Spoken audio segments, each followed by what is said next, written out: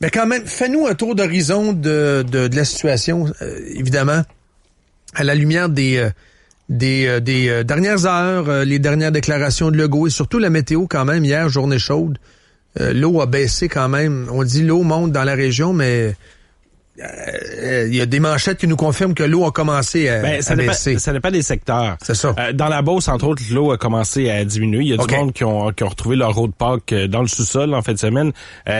Sainte-Marie y a goûté. Sainte-Marie, là, juste pour vous donner les chiffres actuellement dans le secteur de la Beauce, à Sainte-Marie, il y a 954 résidences qui sont évacuées, 300 du côté de Beauceville et encore 179 à Scott.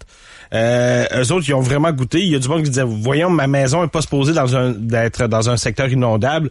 Je vous confirme qu'elle l'est dans un secteur inondable parce que plusieurs personnes qui se sont vues, qui ont eu la mauvaise surprise finalement.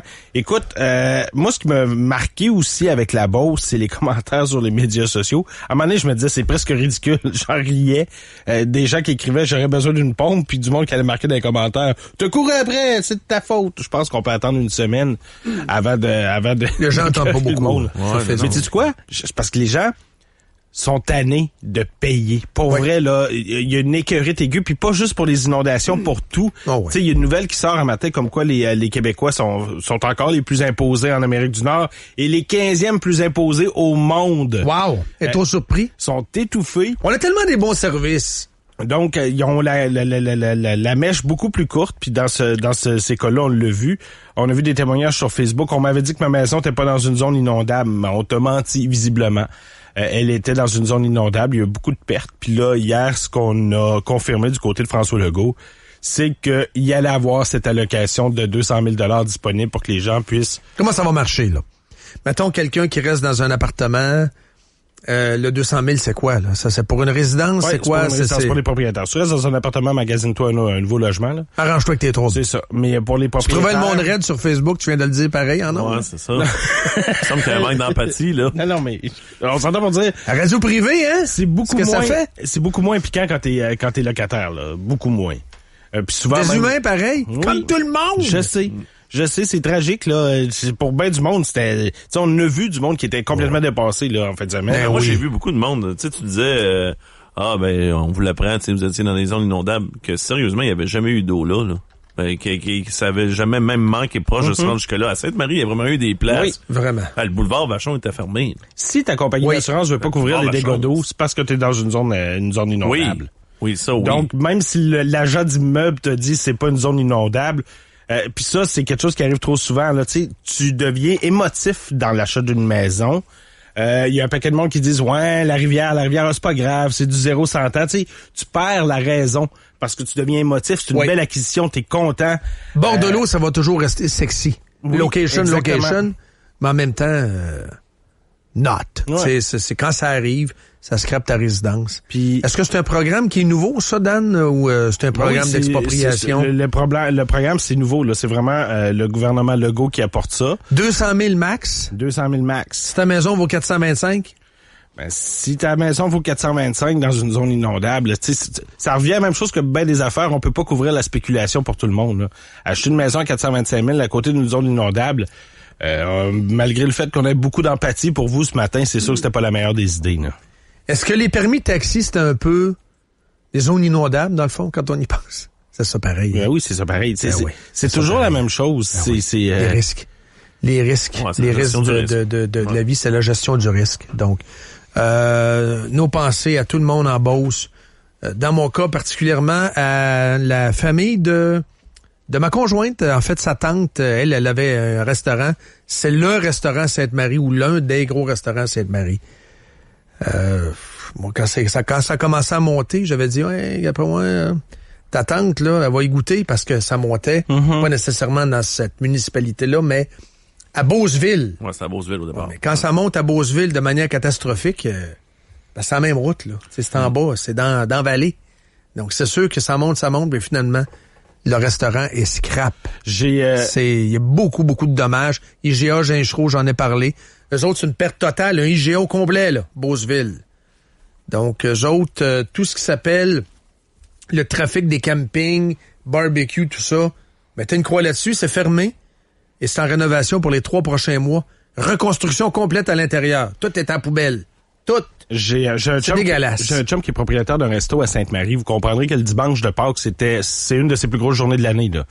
Le resto a pas été inondé. C'est plus en haut, j'imagine, le resto de Non, le resto a quand même eu de certaines difficultés parce qu'on pouvait pas se rendre au resto, il y avait de l'eau partout. OK. Donc, lui, ce qu'il a fait avec son inventaire, tu sais, l'inventaire de Pâques, donc on comprend qu'il y a beaucoup plus d'achats. Ben, ils ont fait la bouffe, puis ils ont été apportés au centre Castel, là où étaient les réfugiés.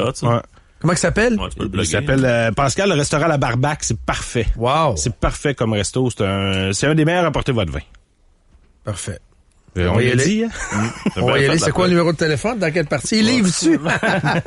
6h18, c'est le fun. Une belle livraison humanitaire. Il y a des beaux gestes dans ces occasions-là. Ouais, c'est ça. Les beaux sons sont pas mal maîtres de ça, là. Tu sais, être solidaire entre eux autres, là. Tu sais, puis je voyais aussi parce que pour avoir des anciens collègues, quelques-uns qui ont écopé ou beaucoup d'anciens auditeurs, auditrices, il y en a aussi qui ont le sens de l'humour. Tu sais, je voyais un gars de son sous-sol, là, il y avait de l'eau là, à grandeur, là.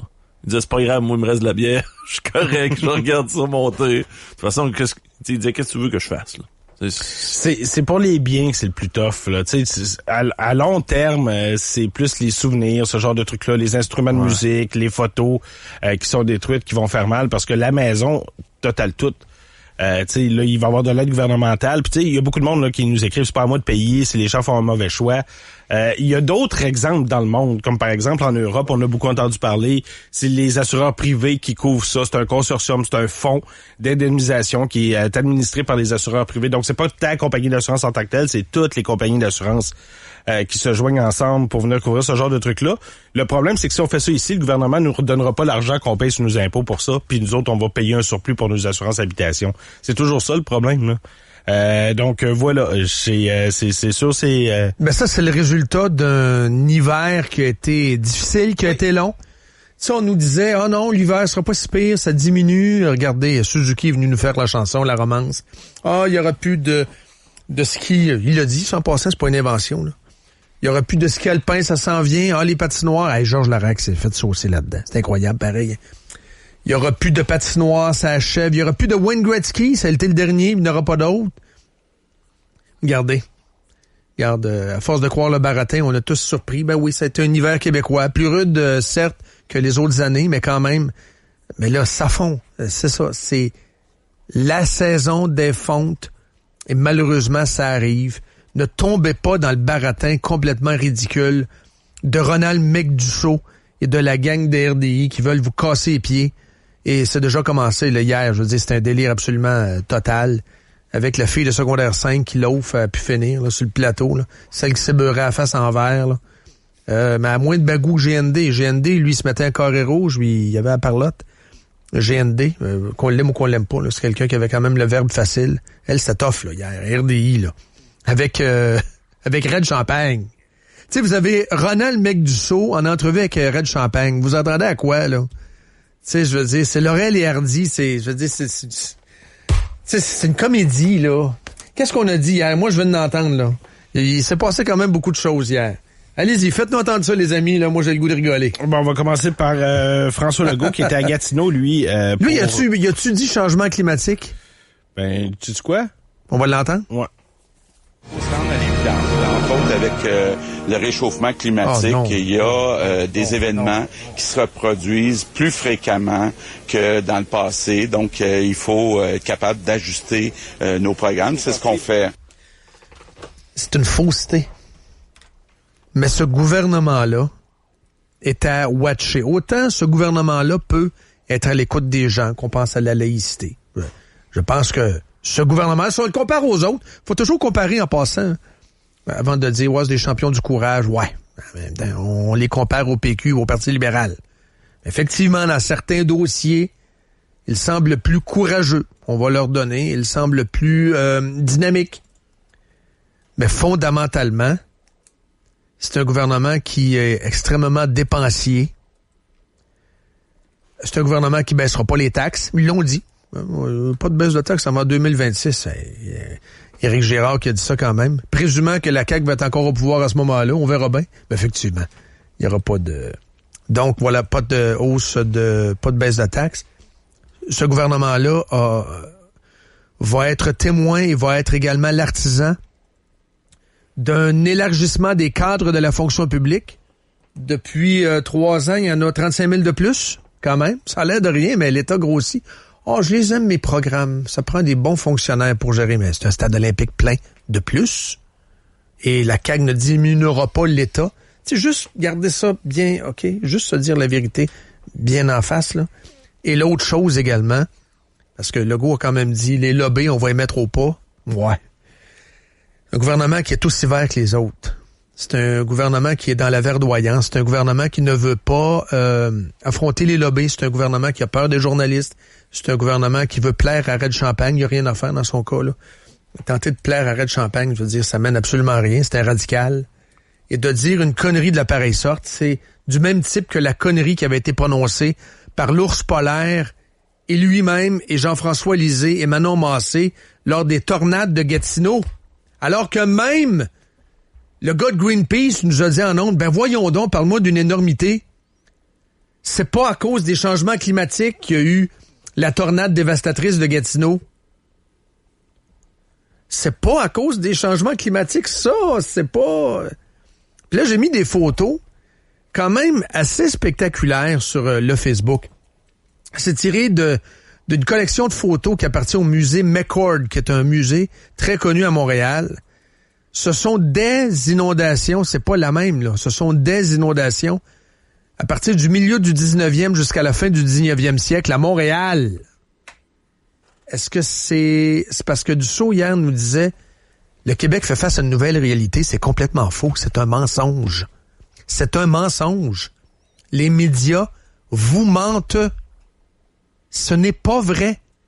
Le Québec fait face à une réalité difficile. Ça, on peut le dire.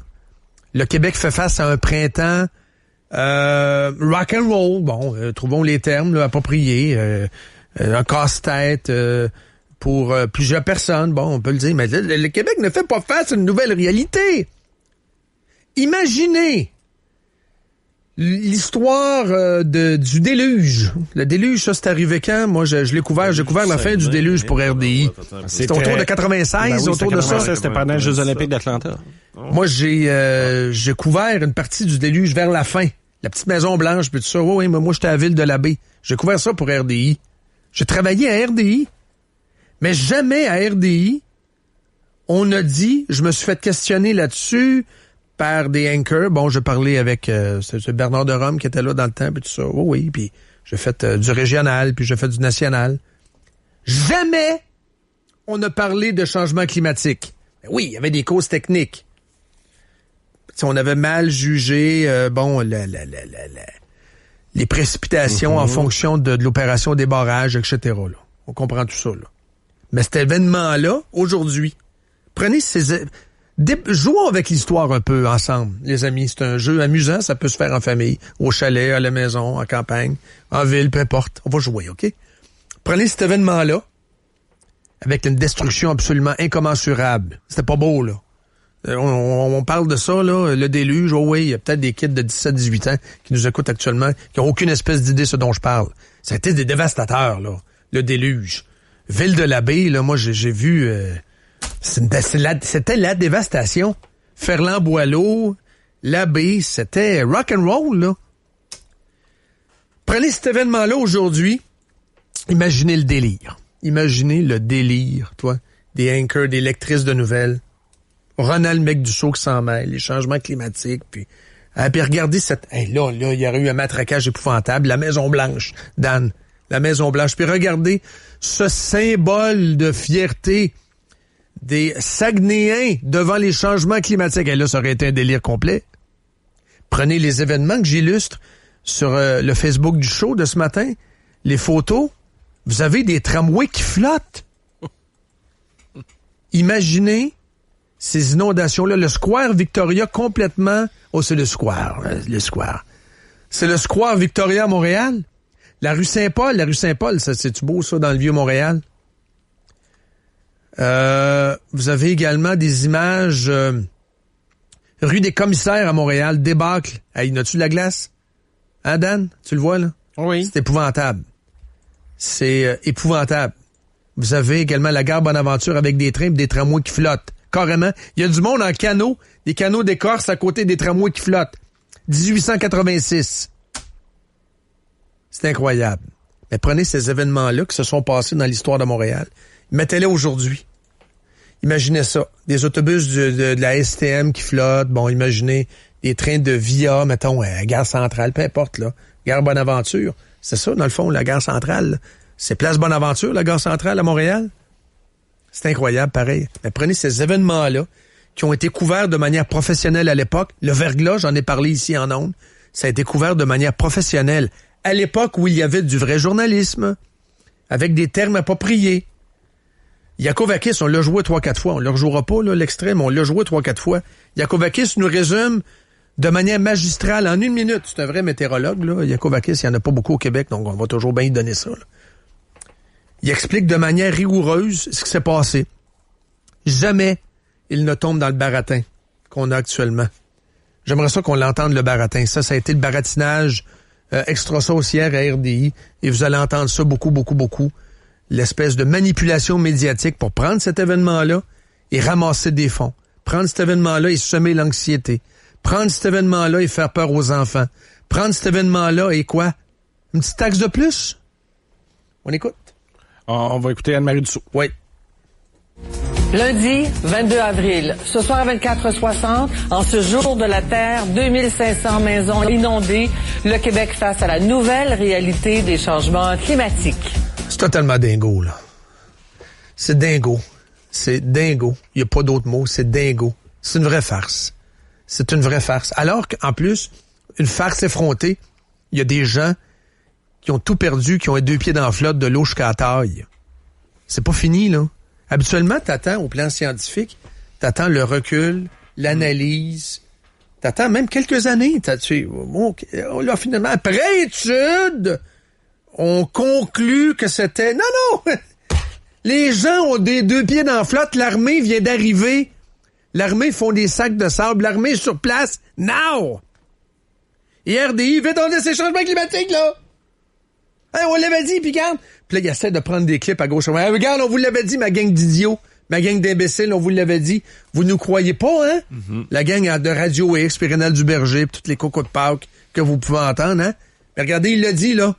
Le logo là-dessus est fautif. Moi, le logo, là, je l'ai pas trouvé fort pantoute.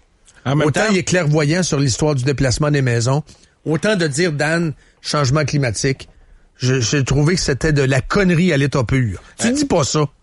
Mais en même temps, moi, ce que j'ai remarqué aussi en fin de semaine, avant qu'ils disent ça, c'est que c'est la première question que tous les journalistes posent en premier. Ben, il y a juste à dire que c'est pas ça. Ouais, je sais, je comprends. Ils contrôlent Moi, là, non, mais c'est pas compliqué, Dan.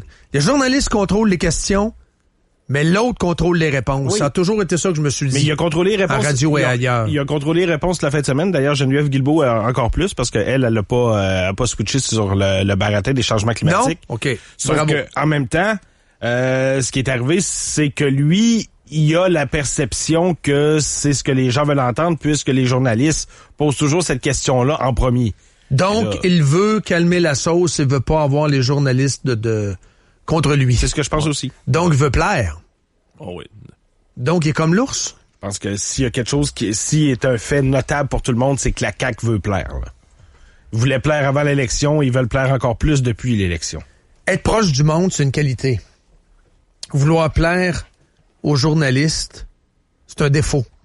Ouais, mais comme Dan dit, c'est parce qu'ils pensent qu'en plaisant aux journalistes, ils vont plaire aux gens. C'est un mauvais calcul. C'est un mauvais calcul. Venant, entre autres, de politiciens soi-disant expérimentés comme lui. Hey, c'est un ancien ministre, là. Ça, là-dessus, je ne sais pas comment il est conseillé au bureau du PM. Je sais qu'il y a beaucoup de gens autour de la table. Beaucoup de Montréalais.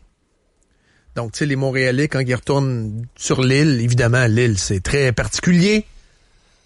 C'est très particulier, l'île. Quand tu retournes chez toi et tu reviens à Québec après, il y a comme... On va en reparler de ça. On va reparler de l'île tantôt. Avec Steve Fortin, on va parler de l'île, entre autres. 6h33, t'as quand même beaucoup d'autres extraits. Ouais, j'ai beaucoup d'autres extraits. On va rester sur l'environnement. On peut écouter, justement, Sarah Monpetit, t'en parlais tout à l'heure. Qui est-elle? C'est la jeune... C'est la jeune boy! La jeune de secondaire 5, qui donne des leçons. Qui s'est maquillée pour aller assister à un match des Jets en fin de semaine, là. On peut écouter ce qu'elle avait à dire à RDI.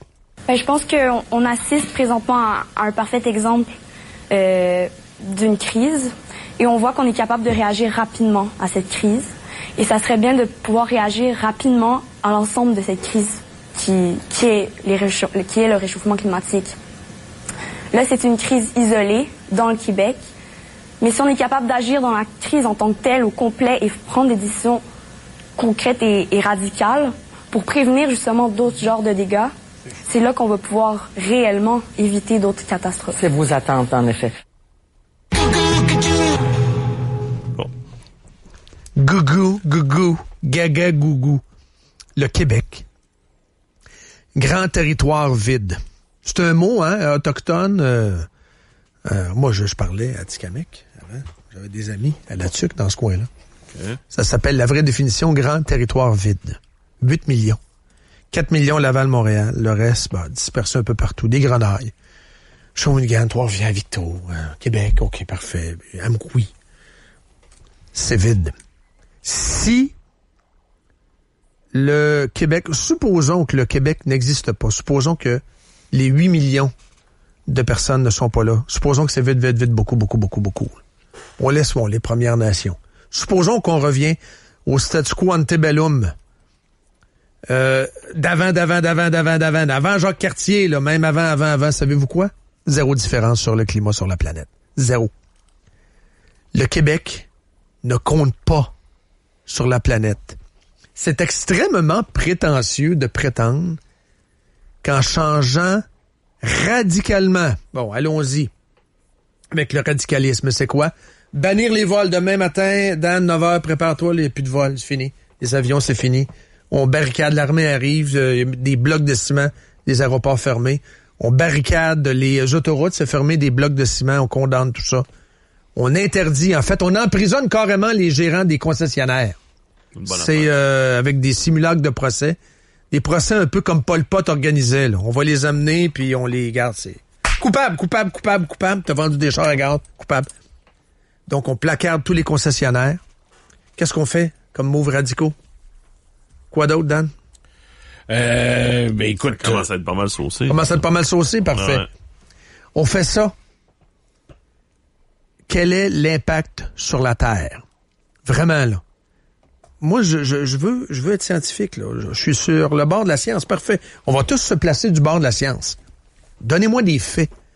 Si demain matin, le Québec cesse de vivre, cesse de produire quelque richesse que ce soit, interdit les voitures, je l'ai dit, donc bannit les avions et tout, ça change quoi? Tu sais, quand je vous dis gaga gougou, là, c'est complètement farfelu, c'est out there. Je m'en viens quasiment à me demander si c'est vraiment pas un cas de maladie mentale. L'anxiété, c'est un cas de maladie mentale. L'anxiété extrême. Ouais, c'est une certaine forme de problème de santé mentale. C'est est-ce que c'est dans le DSM-4 ou le DSM-5? Ça a été renouvelé, c'est maintenant le DSM-5. C'est les troubles anxieux dans le DSM-5, Diagnostic and Statistical Manual of Mental Disorders. C'est reconnu par the American Psychiatric Association. Tout ce qui s'appelle les troubles de phobie spécifiques, troubles d'anxiété sociale, etc. C'est un cas. Actuellement, on est en train de vivre une grande vague de maladies mentales. Malheureusement, je suis obligé de conclure ça. Et je pense que vous allez être pas mal d'accord avec moi quand vous allez entendre Alex et les extraits tantôt. Lors de la manip d'hier, 6h36. Un peu de CBD, il ferait pas de tort. Un peu de CBD, un peu de pilules chimiques. Il y a quand même d'extraordinaires compagnies pharmaceutiques qui ont fait de ça après bons médicaments au fil du temps. Là. Des anti-anxiolytiques. Là. On va aller voir le Doc Mayou là-dessus. Il va nous donner des bonnes prescriptions. Là, le problème, c'est que les adultes, c'est ça, c'est que, tu sais, à force d'avoir des discours alarmistes comme ça, c'est ça que ça donne, là. Sarah, mon petit, là, elle a dit à peu près 10 fois crise en 30 secondes, là. Elle souffre de ça, là. Ouais, c'est ça. C'est une victime. Moi, je la vois comme une victime. C'est une victime de ça. Je veux également te faire entendre à RDI, on a fait un lien entre climat et inondation encore. Vous voyez des images qui remontent à 2017. C'était à Pierrefonds, donc dans la grande région de Montréal. Vraiment exceptionnel comme situation. On se souvient des centaines de maisons qui avaient été inondées. Renaud, tout d'abord, la question qui nous vient à l'esprit, là, c'est est-ce que c'est lié au changement climatique, tout ça? Incroyable. Aïe, aïe, aïe, aïe, aïe, aïe. Les extrêmes du climat. J'ai un petit quiz pour vous. OK, on est prêt. Petit quiz pour vous, 6h36. Vous aimez les quiz? Parfait, vous aimez les quiz. On va commencer par, tornade canadienne la plus meurtrière. Les changements climatiques, là. Elle est pas trop loin, là. Ben, c'est ça qu'on dit, hein? Les changements climatiques, c'est extrême, les extrêmes. Je veux savoir la date précise. Je vous l'aurai pas pantoute, mais je vous le demande pareil. Disons qu'on peut faire un deal. Donnez-moi l'année. Tornade la plus meurtrière. Je sais pas. C'est combien de meurtres? Combien de meurtres? Combien de décès des meurtres? Ça m'appelle C'est en train de faire comme la fille de RDI, là, qui dit, finalement, des étrangers. On va l'entendre tantôt. Oui, après concernant le Sri Lanka. Exactement. Le 30 juin de 1912, une tornade ravage 6 petites maisons au centre-ville de Regina, tuant une quarantaine de personnes, en blessant 300 autres, détruisant 500 immeubles et laissant un quart de population sans abri. Souvent appelé le cyclone de Regina, cette tornade n'a duré que 3 minutes, mais il faudrait 46 ans pour payer les dégâts. Vous voulez encore jouer? Parfait. Une tempête tue des chasseurs de phoques. 77 chasseurs de phoques meurent de froid au cours d'une violente tempête. Dans le Labrador. Mais eux autres, ils tuaient des phoques, là, c'est payback time. C'est le 1er avril, c'est bien, donc on n'est pas sûr si c'est vrai. Non, mais sérieusement, c'est le 1er avril 1974. Je vais vous lire des manchettes, OK? Puis vous allez pouvoir me répondre? OK, parfait. On y va. Excellent. Un coup de vent tue 56 personnes à Terre-Neuve. Un ouragan balaie le Canada de l'Atlantique, emporte des routes, inonde des sous-sols et coule des navires. 56 personnes meurent en mer. Changement climatique, c'est épouvantable. Cette nouvelle-là arrive, là, Red Champagne part en fou, là. Et Ronald McDussault en remet. À quelle année? Je sais pas, là. Je sais pas, faites pas d'études scientifiques. 1947. Non. Moi, je dis que c'est un petit peu plus tard que ça. Vas-y. 19... Non, 1927. Wrong. You're both wrong. Non, mais t'avais dit plus tard, donc nécessairement, t'avais perdu. On y va encore, j'adore, j'en veux. Non, je veux ça. Ah oui, je veux ça. Ah oui. Ah oui, j'adore ça, ce quiz-là. Je ferai ça jusqu'à 9h30. La vague de chaleur, puis vous pouvez jouer aussi, hein, à la maison, live à radiox.com, 1-877-440-2464. C'est un quiz familial. La vague de chaleur la plus meurtrière de l'histoire.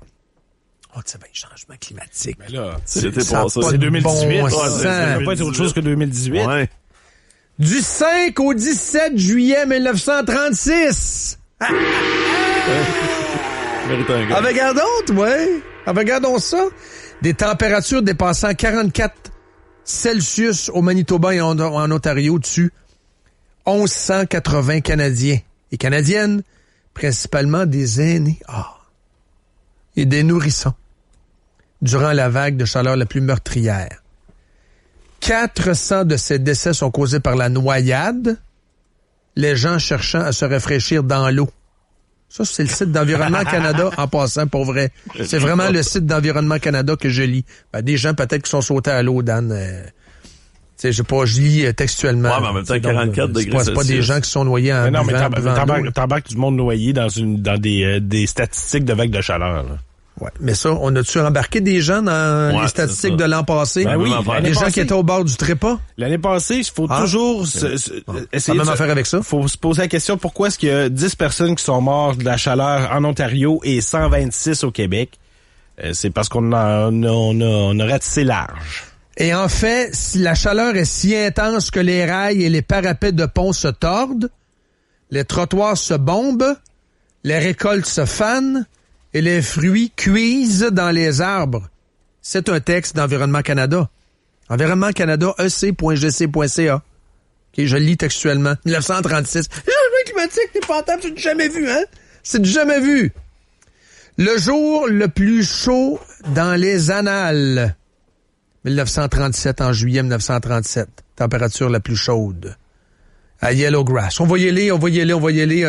Juste 2-3 autres, j'adore ça, gars. Moi, là, je jouerais, là. J'aime tellement ça. C'est pour la famille en plus, hein? C'est de... Comment qu'on dit ça? Donc, Tintin, c'est 9 à 99 ans. 9 à 99. Parfait. Je dis la tornade de meurtrière de Windsor. Non, on ne fera pas ça. On va faire d'autres choses. Vous voulez quoi, là? Oh, la température la plus basse, c'est le changement climatique. Ouais, c'est ça. C'est la température la plus basse. On sait bien, Un peu de vortex polaire. Un peu de vortex, Dan. Dan devrait être bon là-dessus. Commande, Dan, let's go. Bon, c'est ta question. En quelle année la plus basse température en Amérique du Nord? En 1971. Faut que ça soit récent parce que c'est nouveau, hein? C'est les changements climatiques, hein? Ils disent. Vas-y donc. Moi, je vais dire 1940. Là, OK, il faut que ça soit récent. Moi, je te dirais le 26 janvier 2019. J'essaie de vous fourrer. Non, je fais le baratin. Je garde 1971. Laurent a raison. Ben, il a raison. On va étirer un peu à ça. C'est en 1947. Quand même. Dans la bonne décennie.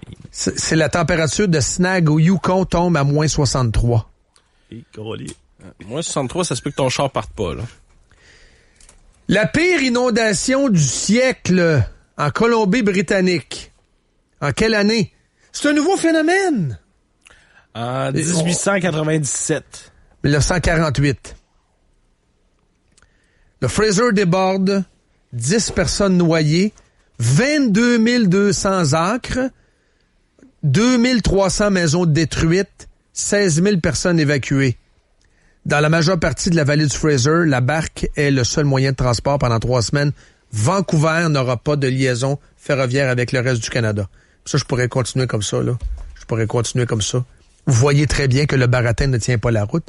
Mais c'est inacceptable de constater que des journalistes dans des salles de nouvelles, là. Tu sais, mettons que t'es dans la salle de nouvelles de Radio-Canada, là. Tu te lèves, tu vas voir ton chef de pupitre, tu te dis, garde, mais c'est pas juste ça, là. C'est parce que Ronald McDussault arrête pas de dire, c'est nouveau. Y a-tu moyen de dire d'arrêter? C'est parce que, regarde, moi, j'ai des typhons, j'ai des tempêtes, j'ai des sécheresses incroyables. J'ai même, regarde, c'est écrit, c'est Environnement Canada. C'est une bonne source, c'est ça votre source? Parfait.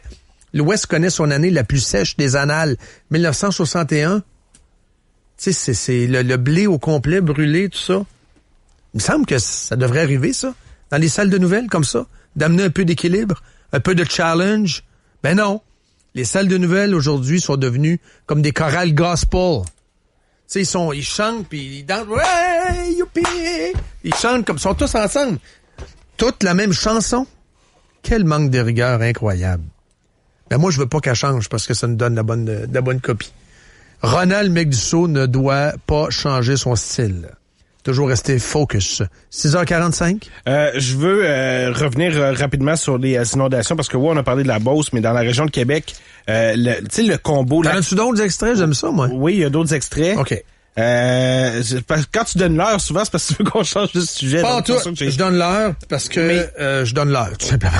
On va en entendre d'autres extraits. Juste vous dire que dans la région de Québec, c'est important de le mentionner là, parce que ça cause des problèmes de circulation à l'heure actuelle également. Le combo Lac-Saint-Charles, Rivière-Saint-Charles, Rivière-Jaune, c'est toujours problématique. Ben, celui-là, encore une fois, cette année, il y a des débordements. On parle pas d'inondations majeures actuellement, mais quand même, on va surveiller ça parce que l'eau pourrait monter. À Saint-Raymond aussi. À Saint-Raymond, ils ont évité le pire.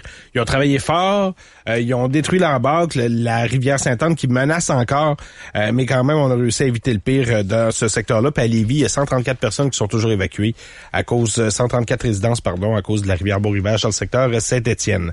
Dans les autres extraits que je vais te faire entendre, on va entendre un monsieur qui s'appelle Pierre Lucie, qui nous parle également de changement climatique versus inondation. Là, après ça, il manque toujours le oomph. Comment ça va marcher? Quand est-ce qu'on va tourner le coin? Tu sais, c'est comme... Qu'est-ce qui manque? Parce que c'est concret. On le voit, les inondations. On le voit maintenant. C'est concret. Des gens qui perdent leur maison, des gens qui... Les effets des changements... Ma copine est linguiste. Puis là, tu sais, dans le fond, comment la langue va être affectée par les changements climatiques? Donc, tout va être changé. On nage en pleine idiotie, là. Je veux dire, c'est comme une inondation d'idiotie. C'est comme l'anxiété inonde les salles de nouvelles. L'anxiété inonde la colonie artistique. c'est épouvantable ce qu'on entend. C'est épouvantable. C'est un délire. Je sais pas d'où ça vient. Je sais surtout pas comment ça se guérit. Je comprends pas. Je comprends pas. C'est le temps. C'est le temps? Ah oui. T'es sûr, hein, Doc? Oui, je suis sûr. Tu vois, la Ligue nationale de hockey, ce qu'ils ont fait? Non.